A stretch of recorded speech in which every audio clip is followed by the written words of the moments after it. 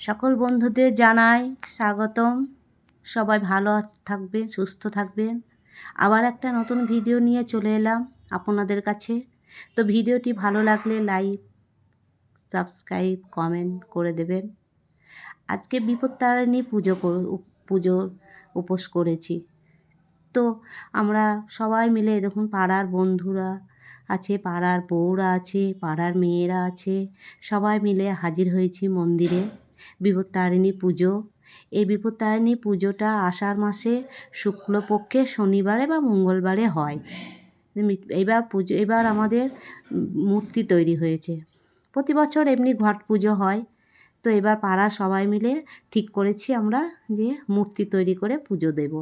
তাই চাঁদা তুলে মূর্তি তৈরি হয়েছে মা বিপত্তারিণীর।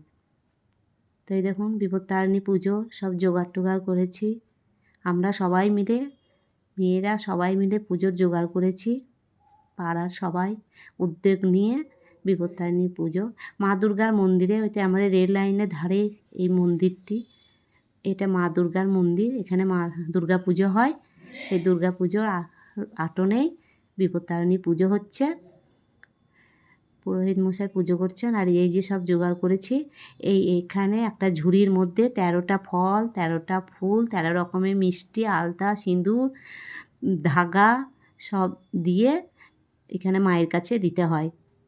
মায়ের এই যে ভোগ জোগাড় হয়েছে, লুচির ভোগ, আর 13টা লুচি তৈরি করেছেন। বাদবাকি লুচিও করা যায়, কিন্তু 13টা লুচি দিতেই হবে। 13টা ফল, 13 ফুল, 13 রকমের মিষ্টি দিয়ে সব জোগাড় করেছি বিপত্তারিণীর পুজো। এখানে দেখুন সব জোগাড় হয়েছে, পুরোহিত মশাই এসছে, ফল টল কাটাও হয়েছে, সব জোগাড় করেছি আমরা সবাই মিলে। এবার মূর্তি তখন যজ্ঞ তো করতেই হবে, তাই যজ্ঞর সব আয়োজন করেছি। যজ্ঞ হচ্ছে, দেখুন যজ্ঞ দর্শন করুন, খুব সুন্দরভাবে জ্বলেছে যজ্ঞের আহুতি হচ্ছে। পুজো শেষ হয়ে গেল, শেষের মুখে পুজো। তো তাড়াতাড়ি পুজো হয়ে গেছে, তাও 3টের মধ্যে হয়েছে, খুব তাড়াতাড়ি হয়নি, মূর্তি পুজো তো, তাই দেরিও হয়েছে।